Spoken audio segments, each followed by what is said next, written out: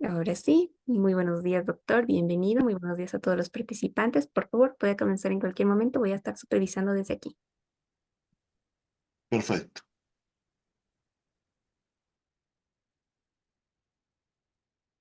Bueno, mil disculpas por el retraso, colegas, pero justo, y más bien me estaban censando, por eso sí el motivo del retraso. Bueno, hoy tenemos en esta segunda jornada lo que ya ayer les comunicaba. Hoy sí vamos a hablar de la responsabilidad profesional del personal de salud en este curso de experticia médico-jurídica. Entonces, vamos a hablar de la responsabilidad profesional del personal de salud. ¿Qué es la responsabilidad profesional médica? Esta expresión de responsabilidad en general se refiere al ejercicio legal de la profesión. Vale decir que tenga título académico, título en provisión nacional, que tenga la matrícula profesional. Y bueno, esta responsabilidad, en el caso de producir daño o perjuicio a un paciente, se hablará de una responsabilidad desde administrativa, civil, penal, etc. Pero antes vamos a ver este video. Ciencia Médica, un segmento donde reconocidos especialistas de la salud nos hablan de los grandes avances de la medicina moderna, síntomas y tratamientos. Acompáñanos en esta edición. ¿Verdad? O sea, uno no tiene por qué ejercer una profesión que no le corresponde. Así de sencillo. En primer lugar es falta de ética de la persona, ¿verdad? Segundo lugar, puedes hacer un daño a alguien que no viene buscando ayuda, ¿sí? Tercer lugar, lucras con eso. Soy egresado de la Universidad de Monterrey, de Medicina, la Escuela de Medicina ahí la cursamos, y hice mi entrenamiento en el Centro Médico Nacional Noreste, en Monterrey también. Cursamos 4 años de especialidad. La universidad que nos avaló los estudios también es la Universidad de Monterrey. Es esa, otorrinolaringología, Centro Médico Nacional, 4 años de residencia, y tomamos unos cursos, unos fellowships se les llama, o mini entrenamientos para hacer cirugía endoscópica de senos paranasales, base de cráneo, y es lo que hemos estado haciendo en estos 8 años que tenemos ahora que egresamos ya. Bueno, yo creo que el código de ética lo tenemos todos los que ejercemos alguna profesión, ¿sí? O sea, el término ética es realizar un trabajo con profesionalismo, honestidad, ¿sí? Entonces, la ética médica es algo muy importante, un valor muy importante en todo médico que debe de tener antes inclusive de ser médico. Porque en la escuela de medicina no te enseña, no hay una clase que se llame ética médica. En algunas universidades sí la tienen. Yo creo que sí, yo creo que sí. Yo creo que eso es lo que difiere ser el 1% de los médicos a nivel mundial son los médicos exitosos. Hay 99% de médicos que están en el camino, y por qué no llegan al éxito es porque cadecen de ciertas cosas, y una de ellas puede ser la ética médica. Entonces, es un valor muy importante humano, ¿verdad? Principalmente humano. Sí, aquí lo importante es ponerte en los pies o en los zapatos de la persona que tú estás atendiendo. Es algo muy... uno de los valores que nos enseñan en la escuela de medicina es nunca hacer daño, jamás. O sea, si usted entró a mi consultorio con una infección de garganta, yo no le tengo que dar un problema a eso más. Yo le tengo que curar la infección de garganta. Entonces, ahí es donde nace la medicina, el poder ayudar al prójimo, jamás dañándolo más de lo que él ya tiene. Entonces, en denigrar a un paciente, él ya tiene un problema, está buscando una ayuda con un profesional. Entonces tienes que estar de su lado, nunca al lado contrario, tratar de facilitarle las cosas, tratar de entender su situación, en todos los aspectos. Hablando de situación, estadio de enfermedad, situación económica, situación familiar, todo eso se tiene que ver. Una consulta mucha gente no lo aprecia, ¿verdad? Que lo vamos del otro lado para los pacientes. Tenemos mucha gente que nos dice, doctor, es una consultita. Digo, no minimices mi trabajo. O sea, una consultita no es una consultita. O sea, yo, aunque tú no te des cuenta, desde que entras a esta puerta, que nos vemos a la cara, yo te estoy viendo todos tus ademanes, qué cara traes, qué problemas puedes tener. Todo eso importa, ¿verdad? Y estamos consultando tu problema, ¿sí? Somos 13 ahora. Es una ciudad de casi 400,000 habitantes, que tenemos población flotante donde hace falta de especialistas. Claro, tenemos falta de muchas especialidades donde el especialista puede ser único en la ciudad, entonces su trabajo es insuficiente. Tenemos que crear alguna forma de poder hacerle atractiva a la ciudad a los diferentes especialistas, ¿verdad? Que vengan de Monterrey, de Saltillo, aunque a veces los que somos de aquí se van a decir, cálmate que no vengan más. Yo le digo, oye, pues entre más vengan, vaya, acorde a la población, mejor, ¿verdad? Sí, claro, yo creo que hay mucho celo profesional como en todas las profesiones. Tú le puedes hablar a todos los otorrinos de la ciudad y te darás cuenta que en lo personal yo siempre he sido una persona muy comunicativa con ellos. Me han llamado, oye doctor, préstame un instrumento, con mucho gusto. Buena relación. Bueno, ahí es una bola de nieve que se ha creado ya, ¿verdad? O sea, uno no tiene por qué ejercer una profesión que no le corresponde. Así de sencillo. Aunque seas médico, yo no puedo andar curando huesos quebrados, ¿verdad? No puedo poner un yeso. Lo hice cuando fui médico en mi entrenamiento, pero no lo debo de hacer, no estoy capacitado. En primer lugar es falta de ética de la persona, ¿verdad? Segundo lugar, puedes hacer un daño a alguien que no viene buscando ayuda, ¿sí? Tercer lugar, lucras con eso. O sea, estás lucrando. Una cosa es que yo me preparé, fui a cursos, desgasté mucho de mi tiempo, yo tengo que recibir unos honorarios y cada quien puede cobrar lo que quiere. Hay gente que dice, oye doctor, es que es bien carero. Bueno, es lo que él cobra, ¿verdad? Así como hay restaurantes de una fondita que te sale 50 pesos y puede ser un restaurante gastarte 500 pesos, es la decisión de cada persona, ¿verdad? Pero sí, el problema es nuestras autoridades. Nuestras autoridades no tienen capacidad de encontrar esos médicos que falsamente están ejerciendo una profesión, que no tienen certificación. Nosotros legalmente debemos estar certificados. Hace años era un gusto, un plus a tu especialidad. Sabes que yo estoy certificado, y para la gente certificarte, ¿qué significa? Es cuando terminas tu especialidad, la nación, la Secretaría de Educación Pública te da una cédula para ejercer tu profesión. Y si tú quieres estar certificado, tienes que presentar un examen en un comité que está avalado por un comité nacional y lo tienes que pasar.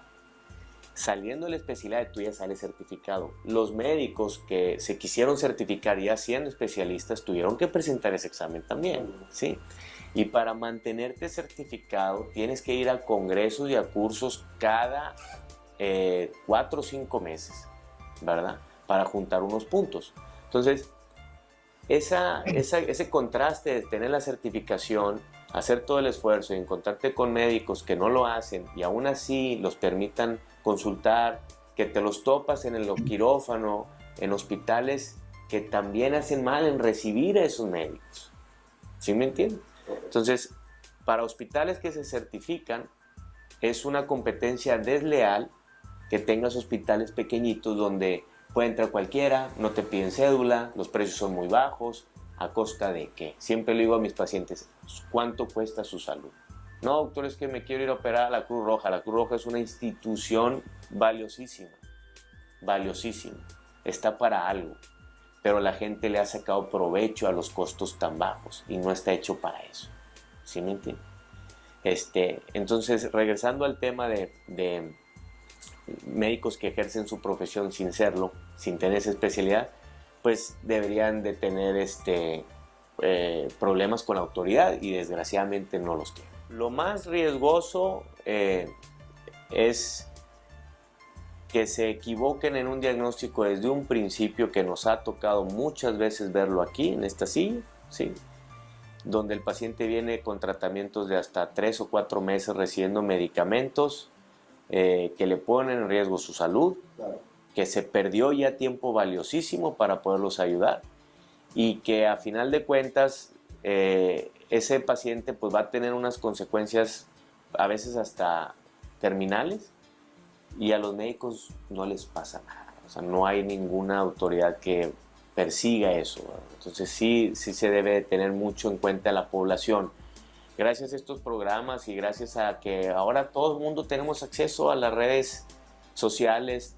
Tú tienes acceso a mi cédula profesional poniendo mi nombre en una página, ¿verdad?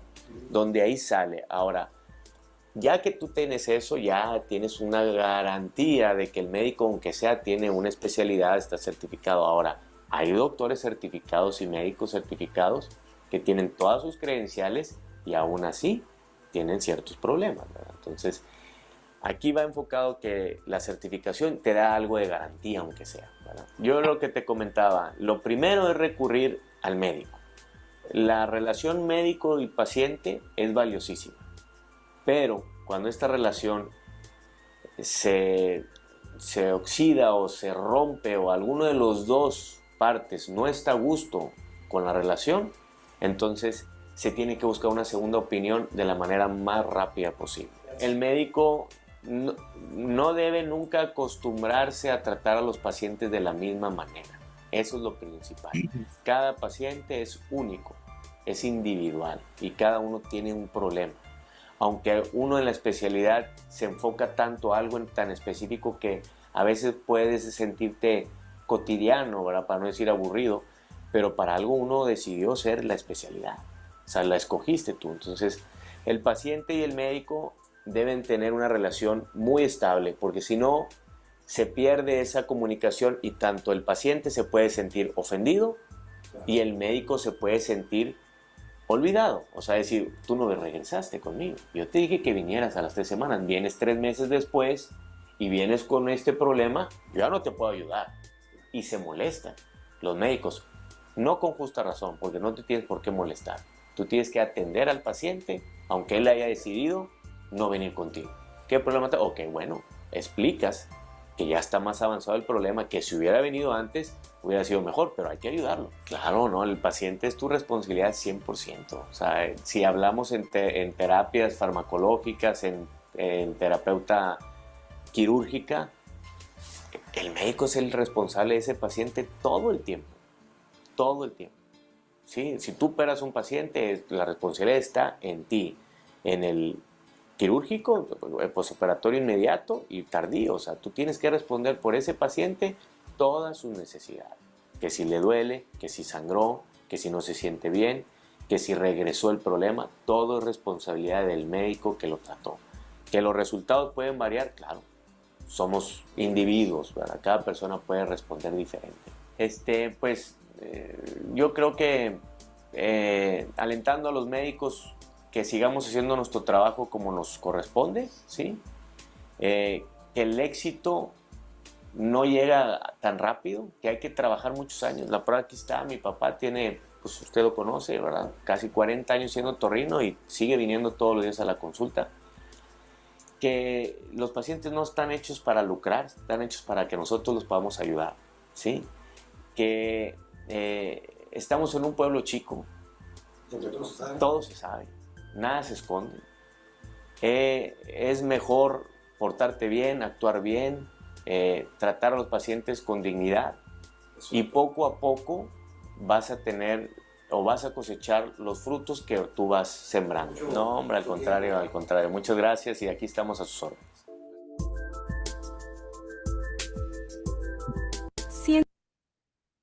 Pues analizando algunos puntos del video, primero que hay que tener una formación postgradual, hay que recertificarse, es ideal, en México es de ahí, y tiene cada cierto tiempo una recertificación de la especialidad. Hay que recurrir a médicos legalmente establecidos, y eso quiere decir con un título académico y con una formación que respalda el servicio que está haciendo.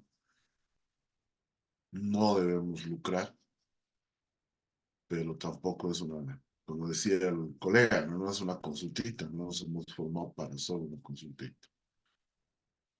Muy bien, en la antigüedad, el carácter sagrado que tenía el médico lo colocaba más allá de cualquier pena o indemnización pecuniaria. Pero ya el código de Hammurabi en Babilonia ya hablaba de una responsabilidad profesional. La ley aquiliana romana, la ley de Aquila, que son los tomos, también hablaban de la responsabilidad profesional y se hablaba de una responsabilidad ética, administrativa, civil y penal. Teníamos la responsabilidad médica, que habíamos dicho que es la obligación que tiene todo médico por responder por las consecuencias perjudiciales de los actos cometidos, pero siempre en el ejercicio de la profesión. Pueden ser causas de demanda, errores de diagnóstico, demora en el diagnóstico, que pueda tener consecuencias fatales, accidentes terapéuticos, agravación de la enfermedad primaria, tratamiento incompleto, errores diagnósticos seguidos de un cuidado o seguimiento totalmente inadecuado. Entonces, tenemos que diferenciar el acto médico con la culpa médica entre el dolo, culpa y caso fortuito. El acto médico es toda clase de intervención o exámenes con fines diagnósticos, profilácticos, terapéuticos o de rehabilitación que es llevado por un médico y que está bajo su responsabilidad. Un caso fortuito, los hechos que son extraños al hombre ocurren por el azar, puede ser por una consecuencia extraordinaria o excepcional de la acción, donde el médico no ha previsto el resultado porque este no era previsible. Por lo tanto, no va a poder ser imputado. Y es un poco lo que hablábamos ayer del evento adverso, prevenible o no, incluyendo la iatrogenia. Culpa, que ya es una falta necesariamente de, o sea, que haya la intención de dañar, no hay intención de dañar, pero por una negligencia, desidia, impericia, falta de preocupación o diligencia, descuido o imprudencia, va a producir un perjuicio, ¿no? Que frustra el incumplimiento de una obligación y va a ser imputada a quien lo causó. Finalmente, dolo, donde ya hay una intención deliberada, cuando no hay una previsión de un resultado como seguro, no detiene al autor. Por ejemplo, el aborto, un certificado falso, son responsabilidad plena por dolo, porque hay intención deliberada de dañar. Se sabe que no se debe hacerlo, aún así tengo la voluntad de realizarlo. Porque por un delito tiene que haber los dos componentes, el cognitivo, el entender que lo que estoy haciendo no está dentro de la normativa, en todo caso está observado, pero a pesar de ello, tener la voluntad de realizar. Entonces, la culpa médica, que la culpa es un defecto de conducta de vida, de voluntad o de intelecto, sea positivo o negativo, o sea, por comisión o por omisión, para evitar o prever un daño. Si hay incumplimiento de obligaciones o deberes preexistentes que causan un daño o perjuicio a otro, en este caso el paciente, la ley va a ordenar la reparación del daño. Entonces, el acto médico no se hizo con intención de causar daño, pero este produjo, ya sea por una falta de previsión, para evitar el daño, entonces el caso de la negligencia, la impericia, la imprudencia, la inobservancia de la normativa, nos llevan a esto, a una culpa. ¿Cuáles son las formas de culpa médica? El ordenamiento jurídico impone al médico la obligación de responder por las consecuencias dañosas o perjudiciales dentro de su actividad profesional. Se refiere a la actuación, al comportamiento profesional del médico y paramédico, o sea, del equipo de salud. Entonces está en la impericia, la imprudencia, la negligencia, la mala conducta profesional por inobservancia de la normativa. Entonces tenemos tipos de responsabilidad médica, ¿sí? Lo que habíamos dicho, ¿no? La responsabilidad médica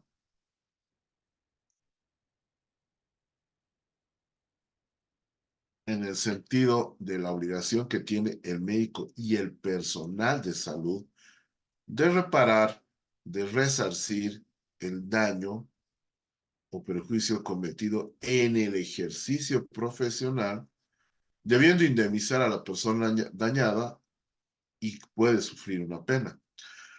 Entonces tenemos la responsabilidad administrativa que un poco hablábamos ayer, que son infracciones administrativas por acción u omisión que tienen, bueno, dicen los empresarios, en realidad el personal de salud en los establecimientos de salud, que van a incumplir leyes, reglamentos, cláusulas, etc. Preguntaban si una auditoría podría recomendar eso. Podría recomendar una auditoría de servicio y una investigación para después abrir un proceso administrativo, porque en realidad el que tiene que ver eso ya es otra instancia. Y la máxima pena de un proceso sumariante o administrativo es la destitución de la persona, ¿no? No hay más allá. Tenemos la responsabilidad civil desde el momento que un personal de salud acepta el ingreso de un paciente a un establecimiento, comienza la atención del paciente. Nace un contrato de hecho. Y si hay un contrato, hay un cumplimiento obligatorio. Entonces, el médico tiene una responsabilidad civil directa.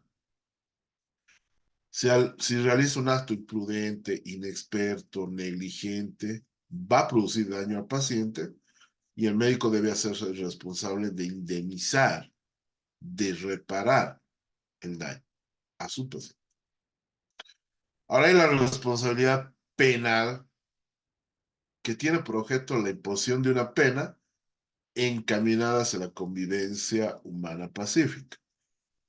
El derecho de los trabajadores a una protección eficaz en materia de seguridad, salud laboral, se encuentra tutelada a través de también consideraciones penales que determinan conductas que pueda.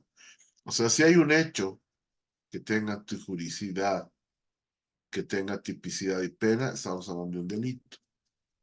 Entonces, el delito, a pesar de que se ha hecho el resarcimiento del daño, se tiene que cumplir una pena.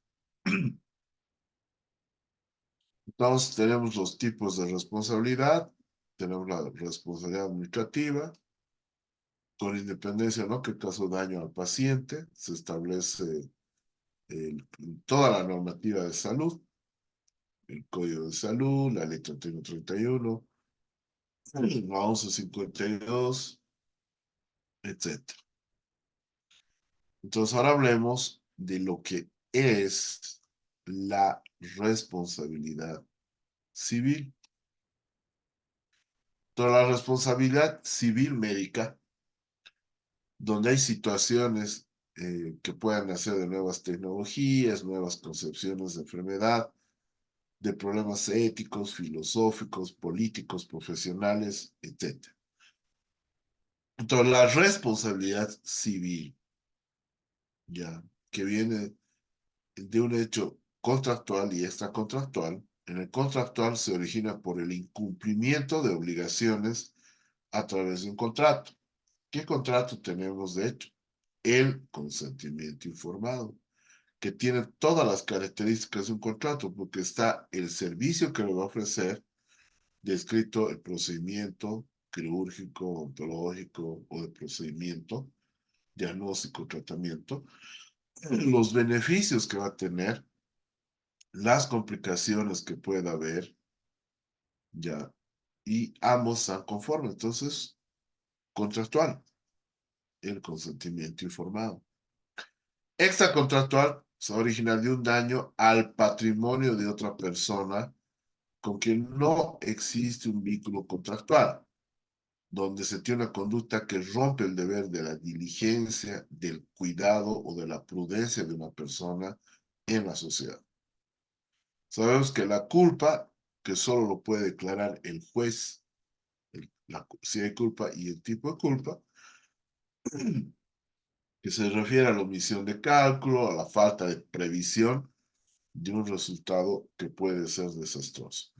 Repetimos que toda la actividad en medicina es probabilística, es de procesos, de procedimientos, de cumplimiento de protocolos.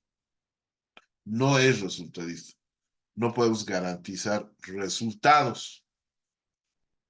Si no, como comúnmente sería, nos haríamos unos papacos, ¿no? O sea, yo no puedo garantizar resultados. Pero nuestra norma jurídica que proviene del derecho romano sí es resultadista. Y ahí hay un divorcio, que todo el procedimiento en salud, médico, doctor, o sea, todo es de procesos. Pero nuestra normativa es de resultados. No nos importa los procesos, nos importa el resultado. Entonces tenemos algunos elementos de responsabilidad civil. ¿Para qué hay responsabilidad civil? Primero tiene que haber un hecho, ¿no? Que haya modificado o transformado una situación anterior. Y el hecho es la atención médico, a la atención asistencial, ¿sí? Para ello, tiene que causar un daño. Entonces, tiene que haber una lesión a un patrimonio, ya sea económico, pecuniario, o sea, tiene que haber un perjuicio al cliente o al usuario externo. Entonces, entre el daño y el hecho hay un nexo causal. Hay la relación de la causa o efecto entre el hecho y el resultado, que puede ser el daño o perjuicio. Entonces, la relación entre el hecho y el daño es nexo causal. Para establecer que una culpa, la culpa es un elemento subjetivo que va a establecer justamente la relación entre el hecho y la voluntad del presunto responsable. Entonces, la responsabilidad civil es, o se la define como la obligación de resarcir el daño causado, los perjuicios como producto del daño, inferidos por uno o por un tercero sin causa que excuse ello. Una persona es responsable civilmente cuando está obligada a reparar un daño sufrido por otro. Lo que significa que la responsabilidad civil supone un daño, es un perjuicio, cuya víctima pide reparación. Entonces, la responsabilidad civil constituye una reparación y no una sanción. Es una indemnización, es una reparación en derecho civil, pero no es una sanción. Perdón, pero no se olviden que el artículo 39 de la Constitución Política del Estado, en su primer párrafo, habla que el Estado va a controlar los servicios públicos, apoyar en los privados, la calidad de atención a través de auditorías médicas sostenibles. O sea, y es constitucional el hacer la auditoría médica.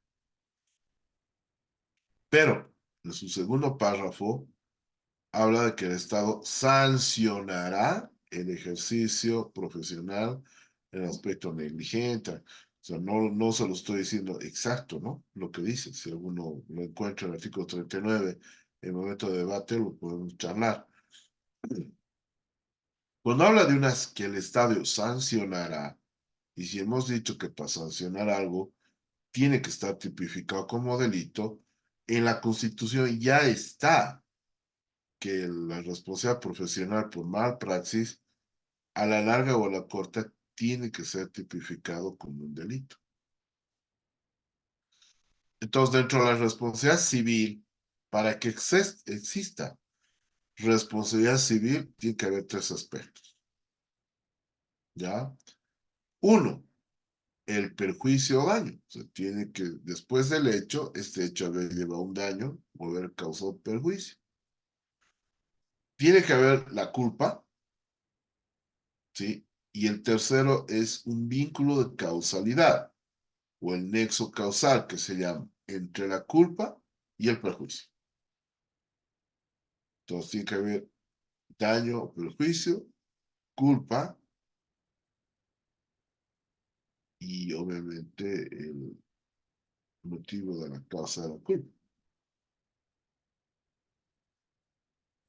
Entonces, ¿cómo son los modos en el cual nosotros vamos a poder responsabilizarnos? O sea, vamos a poder resarcir el daño. Judicialmente, los tribunales dan una causa contradictoria, entonces se reúnen y de acuerdo a un peritaje se establece la cuantía que debe cubrir. Justamente estos informes periciales desempeñan ese papel de dar la cuantía con respecto al daño, con respecto al perjuicio. Hay por convención, denominada también cláusula penal, donde las partes contratantes ya establecen en un contrato el, la cuantía del resarcimiento en caso de haber daño o perjuicio.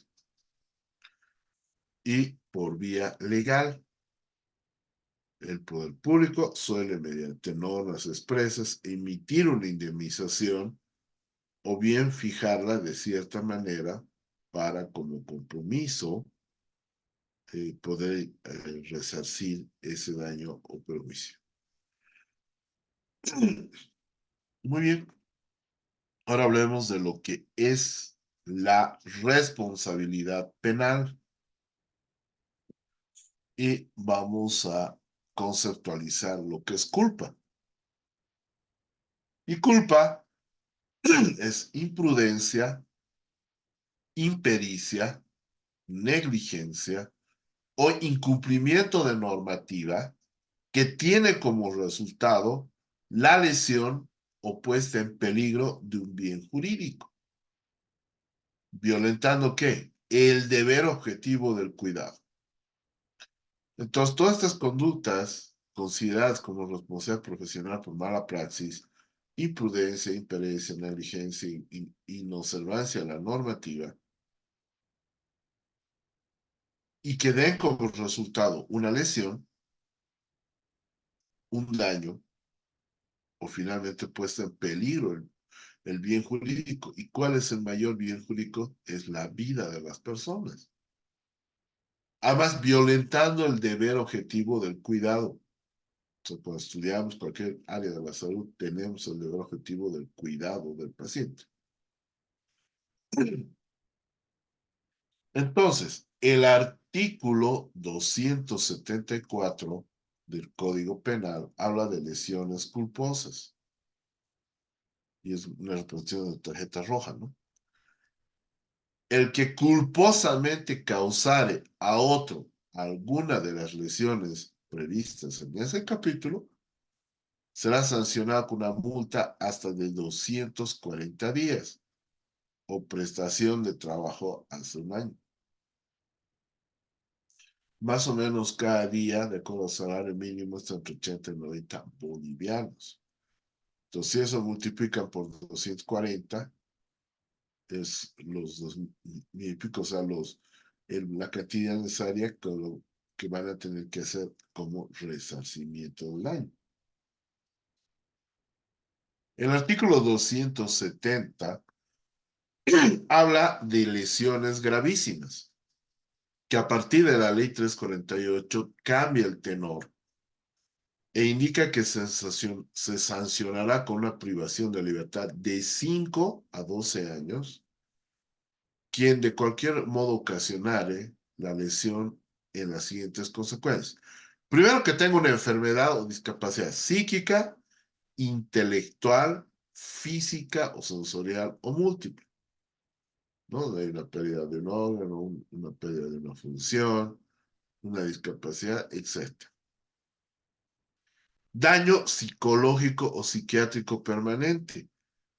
Hasta ahora, no, por lo menos no conozco que haya sacado un baremo. No, ni siquiera en el daño físico hay, ¿no? Pero por lo menos este establece los 10, donde podamos hablar de daño psicológico o perjuicio psicológico, o daño psiquiátrico o perjuicio psiquiátrico permanente, ¿no? Ahora, que haya una debilitación permanente de la salud, pérdida total o parcial de un sentido, de un miembro, de un órgano o función. Creo que está claro, ¿no? La amputación de unos miembros, lesión que tenga que ver en el hepática o del vaso, o que hayas perdido un ojo, o hayas perdido la audición, etc.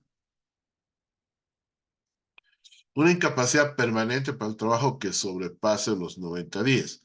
Antes de la ley 348 era 180. Ahora que no sobrepase de 90 días. Marca indeleble o deformación permanente en cualquier parte del cuerpo. Por doctrina jurídica era en la cara, en las partes visibles, pero ahora es en cualquier parte del cuerpo, o sea, en los brazos, piernas, etcétera, es considerado una lesión gravísima.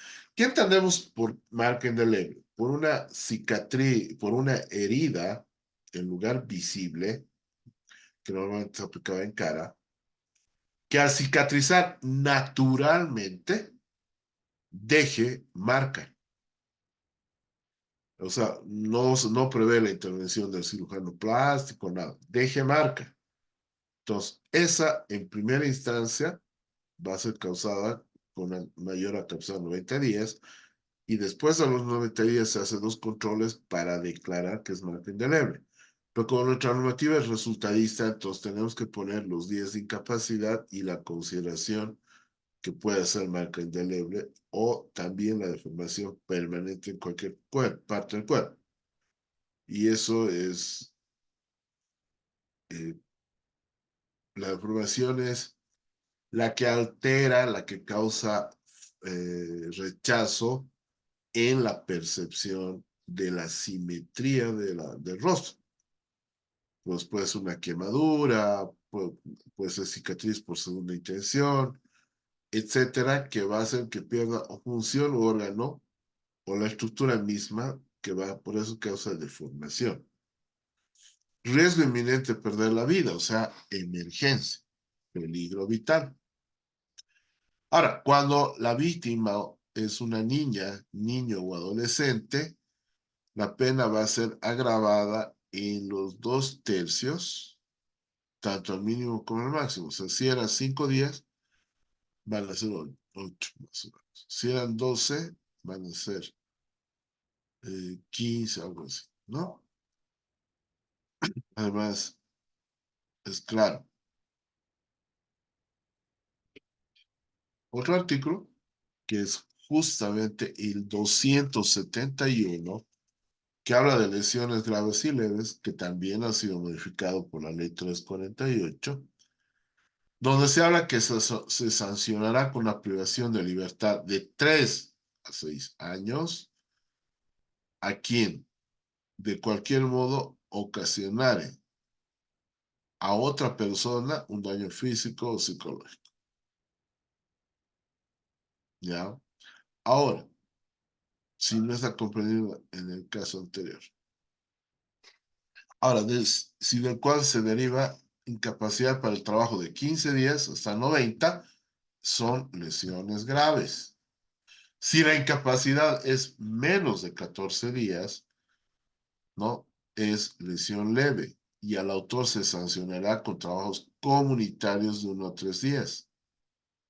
Bueno, en su lugar, ¿no? Cumpliendo instrucciones del juez que determine este hecho. Cuando la víctima es una niña o adolescente, la pena va a ser agravada en 2/3 sobre el mínimo con el máximo. ¿Ya?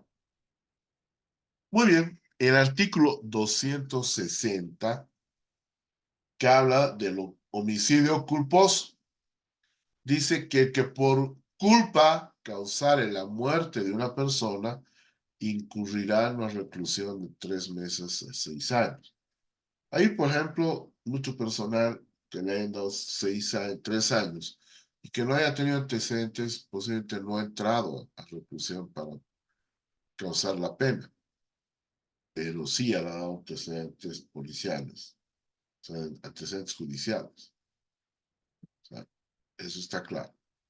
Ahora, si la muerte se produce como consecuencia de una grave lesión culpables de los deberes inherentes a una profesión, a oficio o un cargo, la sanción será de reclusión de 1 a 5 años. Pero ya el que causare justamente esa grave violación culpable de los deberes inherentes a una profesión, o sea, si lo hace como médico, si lo hace como bombero, policía voluntario, y produce la muerte, la reclusión ya no es de 6 a 3 años, es de 1 a 5 años. Muy bien, pero si no tienen con qué podernos agarrar en un proceso, lo van a hacer con esto, con el 154, que es incumplimiento de deberes. Todo servidor público que ilegalmente omitiere, rehusare, hacer o retardar algún acto propio de sus funciones, va a ser sancionado con la privación de libertad de 1 a 4 años. O sea, todo servidor público está obligado a cumplir la normativa ya y bueno, hacer o retardar algún acto propio de sus funciones. Tenemos también el 216, que son los delitos contra la salud pública. Y eso es lo que se ha manifestado más en estos años de pandemia, ¿no? Que incurrirá una privación de libertad de 1 a 10 años el que realizare cualquier otro acto que de una u otra manera afecte la salud de la población. Tenemos el 271 bis, que es la esterilización forzada. La persona que prive a otra de su función reproductiva de forma temporal o permanente, sin su consentimiento expreso y voluntario, libre o informado, o de su representante legal en caso de que la persona tenga una discapacidad intelectual severa o transicionalmente esté con incapacidad de consentir, ¿sí? Será sancionado con una privación de libertad de 5 años. No se olvide entonces la esterilización forzada, incluyendo a personas con incapacidad, que a veces lo hacían, ¿no? El dolo. El dolo se va a definir como conocimiento, o sea, cognitivamente conozco que lo que voy a hacer está tipificado como delito, y a pesar de eso lo hago, voluntad de realización. Del tipo objetivo, donde incorporan el concepto de elemento intelectual, o sea, conocimiento, ¿ya? Y otro armónico o motivacional, o sea, de la voluntad. El delito médico, entonces, todo acto médico de acción u omisión ejecutado de manera voluntaria, consciente conscientemente deseada que importe a la transgregación al ordenamiento jurídico. Entonces, siendo la idea del artículo 14, que en realidad nosotros lo hemos aumentado médico, ¿verdad? Solo es delito doloso, porque lo hemos aumentado para que se comprenda mejor. El delito médico doloso consistiría en toda acción u omisión voluntaria penada por ley, que es ejecutada por el médico cuando se encuentra ejerciendo o desempeñando la labor profesional, si éste está en el ámbito público o privado. También tenemos delitos de falsedad material, el artículo 198 del Código Penal. La falsedad ideológica en el certificado médico es el artículo 201. La clásica, ¿no? O sea, no he podido trabajar, justo no está en el censo y voy a decir que estaba enfermo. Entonces yo le pido al doctor Godofredo Núñez que me dé un certificado médico, que es para justificar mi asistencia de voluntariado al censo. Pero resulta que este certificado era para el Ministerio Público. Y el forense lo revisa y le dice, bueno, este certificado es falso. Entonces hay la falsedad ideológica del certificado médico. Ya tenemos otro que es el artículo 302 del Código Penal, donde se habla del secreto profesional, donde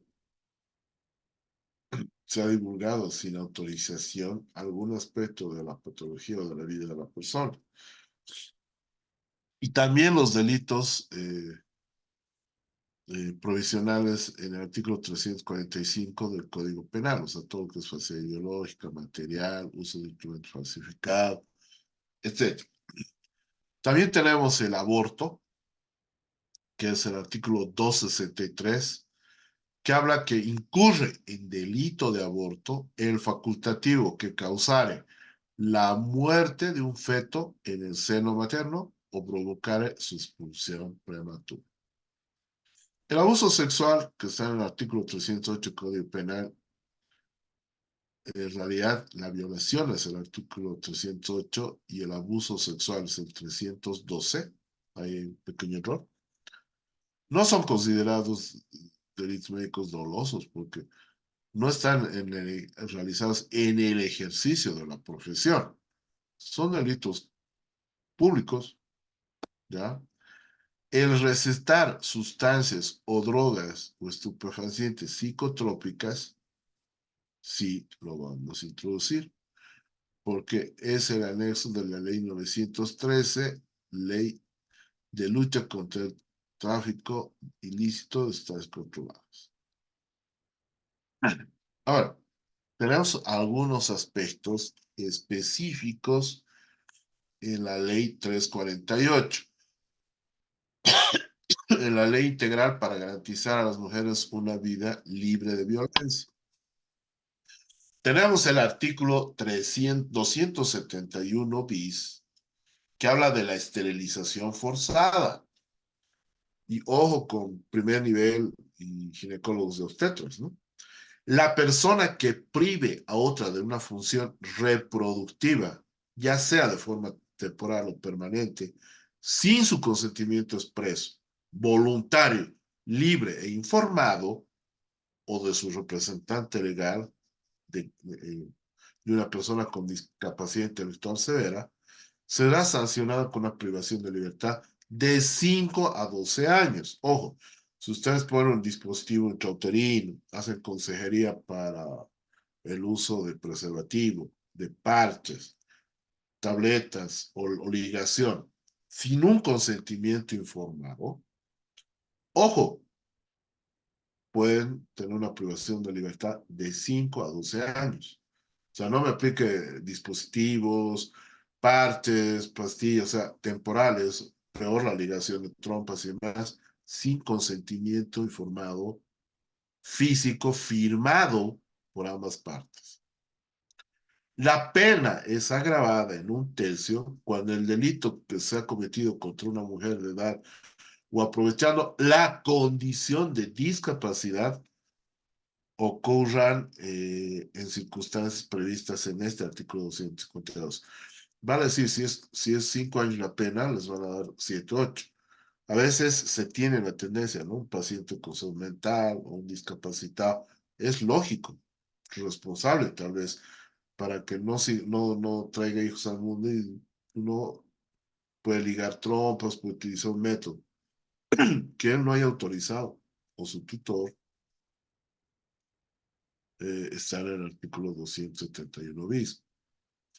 El delito que se cometa por parte de delito de genocidio perpetrado con la intención de destruir total o parcialmente el grupo nacional, social, pueblo indígena, originario, campesino o grupo religioso, adoptando para ella medidas destinadas para impedir nacimientos en el seno del grupo, es una manera de esterilización.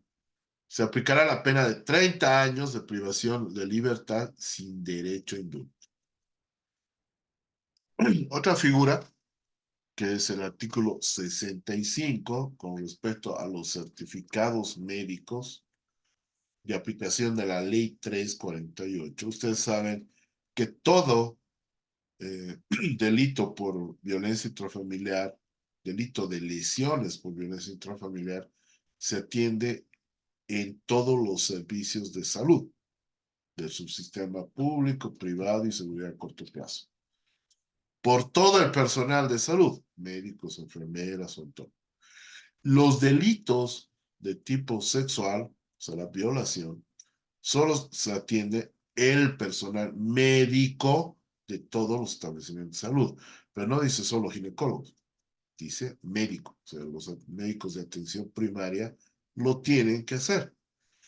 Entonces, para establecer el estado físico de la mujer que hubiera sufrido agresión física, sexual o cualquier profesional de la salud que preste servicios en instituciones públicas o privadas acreditadas, deberá extender un certificado médico de acuerdo al protocolo único de salud.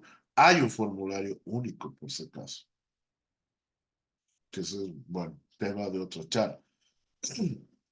Para fines judiciales, este certificado médico solo tendrá valor de indicio, porque por ahora tiene que ser homologado por el médico forense para que era valor probatorio. Pero es cuestión de tiempo también, que se ordenó un poco antes de la pandemia y los conflictos políticos, de que ya el personal de salud tenía que dar días de incapacidad, porque no existe normativa, por lo menos que la conozca, no es que no existe, no conozco, a lo que he buscado, que solo el médico forense da días de incapacidad. Eso es por derecho natural y consuetudinario, que alguna normativa del Ministerio Público con relación al IDIM lo han tomado. Pero una ley o normativa clara que diga que solo el forense da días de incapacidad, por lo menos en lo que he podido revisar en estos 20 y tantos años de trabajo, no lo he encontrado. El certificado deberá ser homologado por un experto o experta forense, quien deberá entrevistar en primera instancia al profesional de salud que extendió el certificado en caso del delito de lesiones físicas y al médico, solo al médico en caso de delitos sexuales. Sí que existe la necesidad fundada o ineludible de poder practicar otro examen médico a la mujer, que es una revictimización. La diferencia que les doy sobre el personal de salud en la parte física y solo médico en la sexual ha sido pronunciada en la ley de abreviación penal y una ley que igual lo reformula y mejora algunos aspectos de la ley de abreviación penal que salió en septiembre de 2019 establece eso. También establece que ya no es solo el IDIF el que ve este tipo de delitos, sino el ICUP, el Instituto Forense que pertenece a la policía. El personal médico del sistema de seguridad, del subsistema de salud pública, seguridad social a corto plazo y privados, o sea, los tres del sistema de salud, deberán extender de oficio, de forma obligatoria, gratuita y en papel corriente. Ya hay un certificado único, pero al decir de oficio no tenemos que esperar a que nos pidan. El certificado médico a mujeres que requieran atención por daño físico o sexual emergente de actos violentos deberán derivarse a instancias competentes respecto a la valoración también del daño psicológico. El médico forense con carácter prioritario, por lo menos por ahora, deberá homologar los certificados médicos extendidos en caso de violencia contra las mujeres y establecer el grado de impedimento. Tanto el punto anterior como el actual está en el numeral 9, en el artículo 20 de la ley 348. También tenemos el artículo 154 bis, para el médico que no quiera cumplir lo que dice la ley 348, la ley de abreviación penal y normas conexas. El artículo 154 bis habla del incumplimiento de deberes de protección a mujeres en situación de violencia.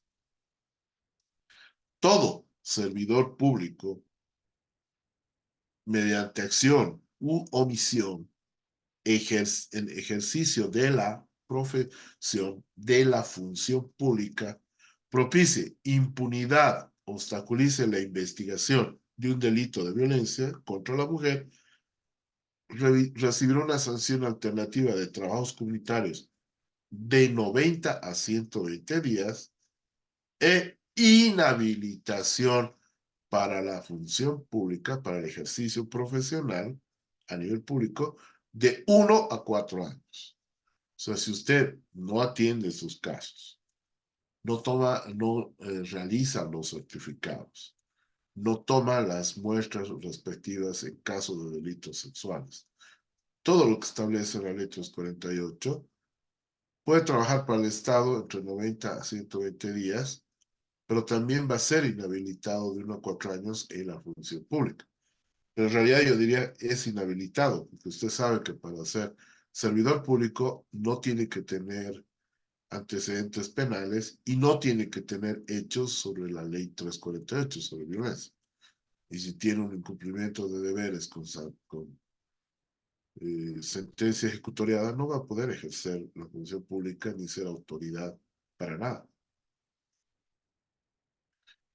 Muy bien, una vez que conocemos todos los procedimientos, vamos a hablar ahora qué pasa en caso de denuncias en supuestos casos de responsabilidad profesional de mala praxis médica. Antes vamos a ver este video que se dio en el Paraguay, por si acaso.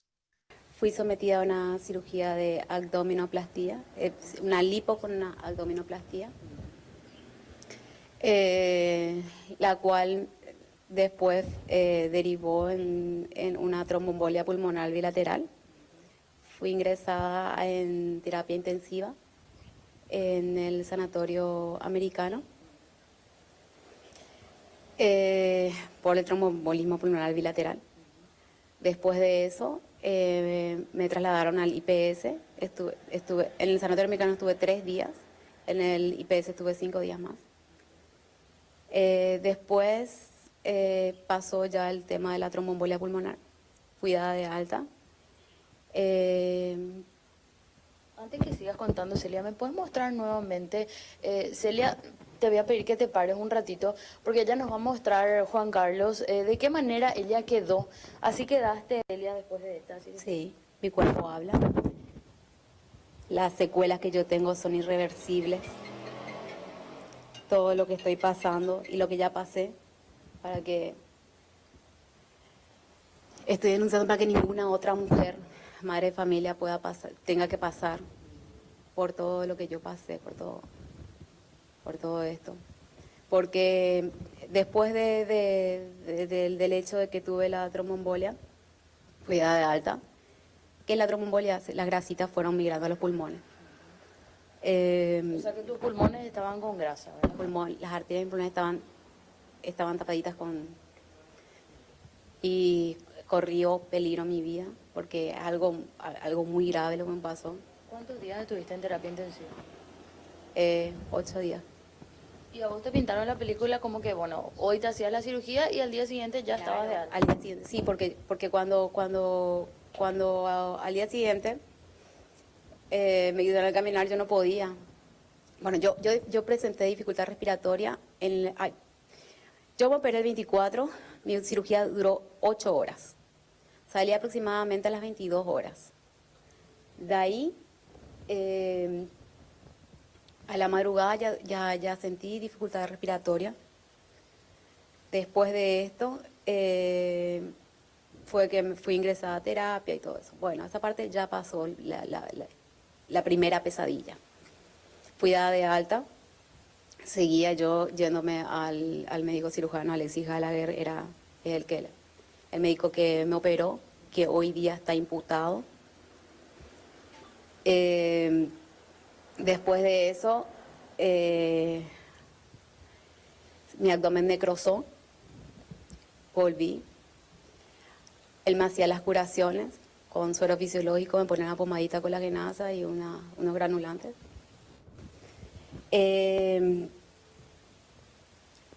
Después, como yo no veía mejoría en el tratamiento que él me estaba dando, ya estaba desesperada.